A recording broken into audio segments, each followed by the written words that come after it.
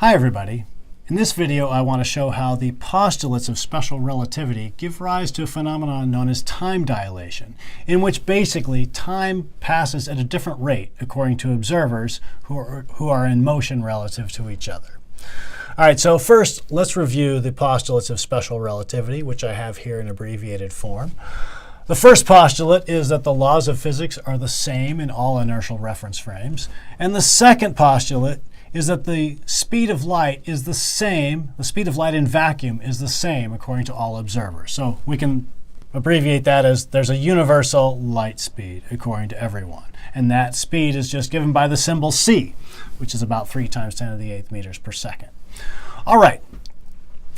So to get into this phenomenon, let's imagine constructing basically the simplest possible clock we could imagine building using the laws of physics.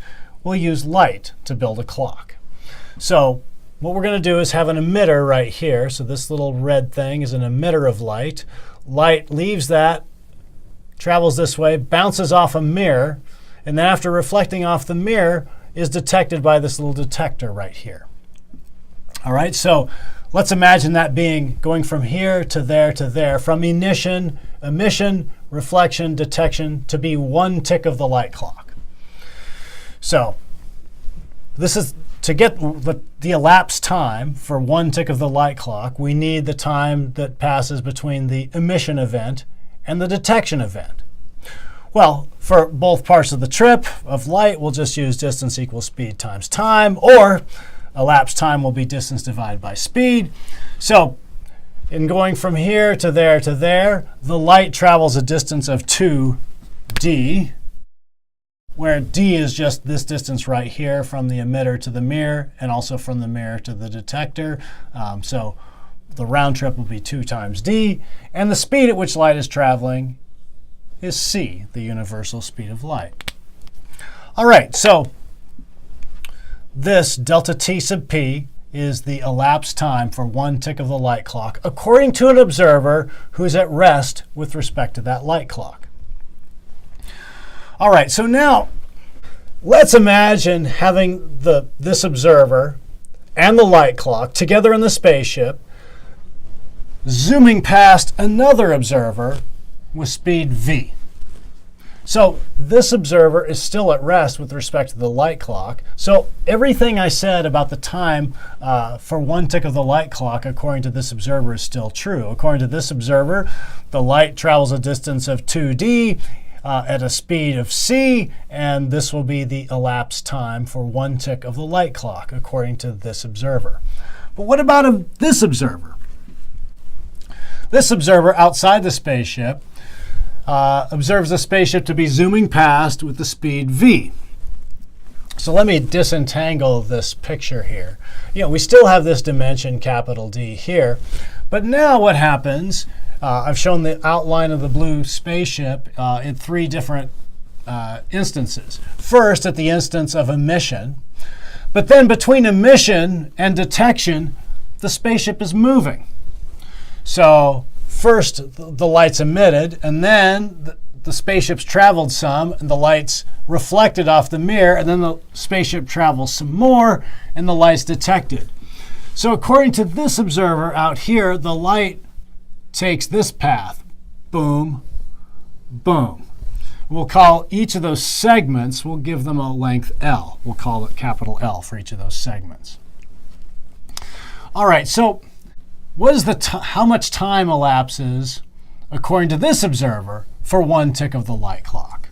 Well, we can use the same relationship. We'll call it this time, the time according to this observer for 1 tick of the light clock. I'm going to call that delta t rather than delta t sub p, so we have some distinction. All right, so I can use the same law of physics, distance equals speed times time, or time equals distance divided by speed. So for the elapsed time from emission to detection, the total distance traveled is L plus L, or 2L. The speed at which light travels, well, it's still the speed of light, the universal speed of light in vacuum, speed c. Well, so that's already interesting. L is bigger than d. This is d. This was d. Same d. L is clearly bigger than d. So this time, this elapsed time, according to this observer, is greater than this elapsed time, according to this observer, for the time between the same two events: emission of the light and detection of the light. So one tick of the light clock takes this amount of time, according to this observer, and that's bigger than the amount of time that it takes according to this observer. So that's time dilation. Now we can go further. We can find a mathematical relationship between the elapsed time according to this observer and according to this observer who's moving at speed v relative to this observer. So let's do that now. So to do that, what we can note is that if delta t is representing the time that takes the light to leave here, hit this point, and then reflect off this point, and then be detected. Well, if the spaceship has been traveling for a time delta t, then in that amount of time, it's going to travel a distance v times delta t. Remember, distance equals speed times time. So if the spaceship is traveling at speed v, and it does so for a time delta t, the spaceship is going to go a distance of v delta t. Great. So now we can make a right triangle here. I've got a right triangle consisting of this length L, this length d, and half the distance traveled by the spaceship in one tick of the light clock. So that is, I'm going to have a relationship that, using the Pythagorean theorem, L squared will equal d squared plus v delta t over 2 squared.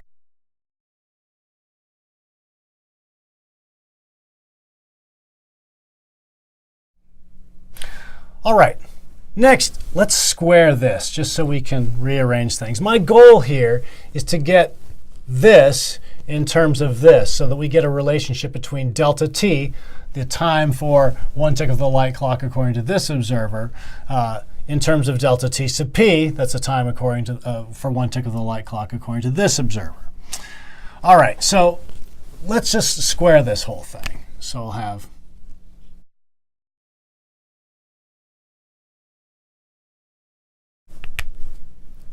all right, and now let's substitute this L in, this L squared in for this L squared.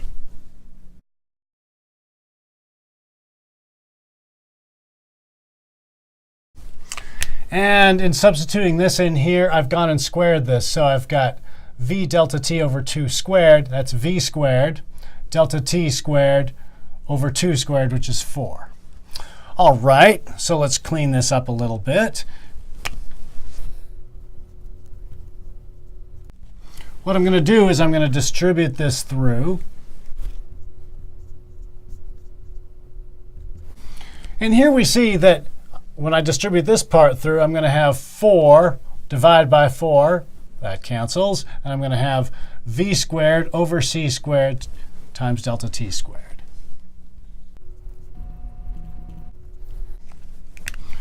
All right, so now here's something interesting. If I were to square this, I get,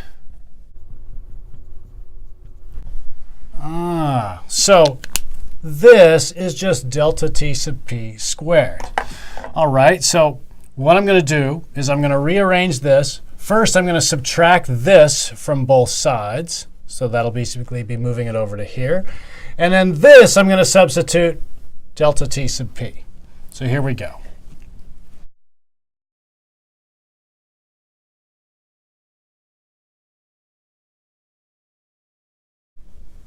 Finally, what I can do, I can factor out the delta t squared.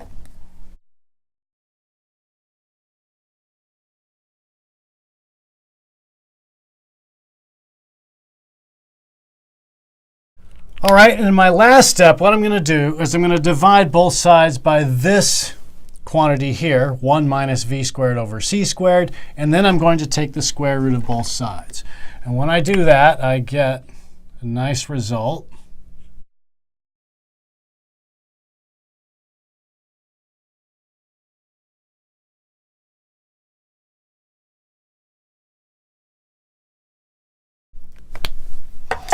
This is the time dilation formula.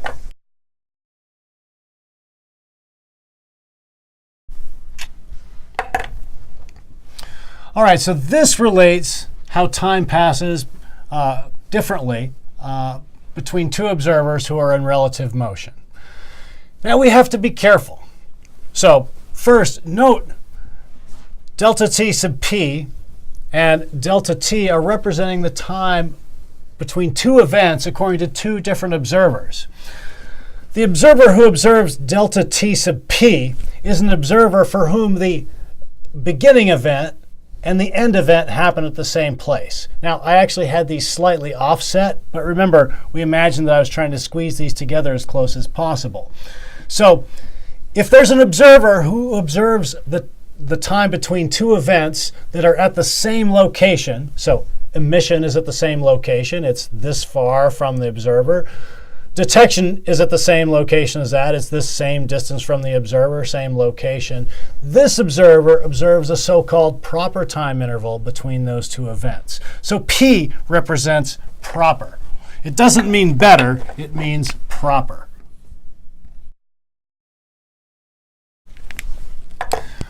The proper time interval is the time interval according to someone who observes the beginning event and the end event to be occurring at the same location.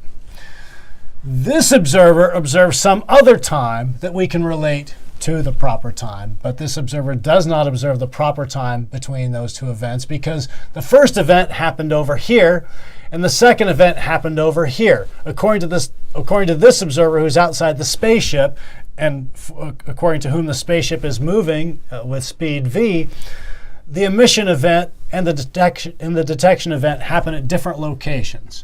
So this observer observes a very real time for the time between the emission and detection, but it's not the so-called proper time. So the second point I need to make is that if a time is not a proper time, it doesn't mean it's not real. In fact, for the time between emission and detection, the real time is this delta t, not the delta t sub p. The time, according to this observer, is the delta t. It's only one set of observers observe the proper time.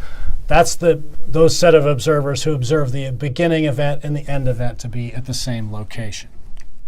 All right, so while we set this up for a highly contrived thought experiment involving a spaceship traveling at speed v relative to some observer, everything we've got here is general, provided that we have two reference frames moving with constant velocity relative to each other. And that's the case here. We're assuming that this spaceship is moving at a constant velocity this way relative to this observer. There is a time dilation effect in the event that you have accelerations. It's just a little bit more complicated to work out, and so we're not going to go into that here. We're only going to consider the case of constant velocity relative motion of one observer relative to another. All right, so this is the derivation of the time dilation equation. It comes mathematically as a mathematical logical consequence of the postulates of special relativity. So if those postulates are true, this has to be true. Now, this seems crazy. How can time pass at a different rate according to different observers? Well, we now have well over 100 years of experimentation showing that this, in fact, is a correct relationship. This gives us more confidence in these postulates. The universal speed of light has been tested in its own right, but it's also been tested through testing this thing that we derive from it, the time dilation formula. In class, and perhaps in another video, I'll go over some examples involving the time dilation formula so that you can see how to utilize it. In particular, we're going to need to pay particular attention to how to identify what observer is observing the so-called proper time. All right, thank you.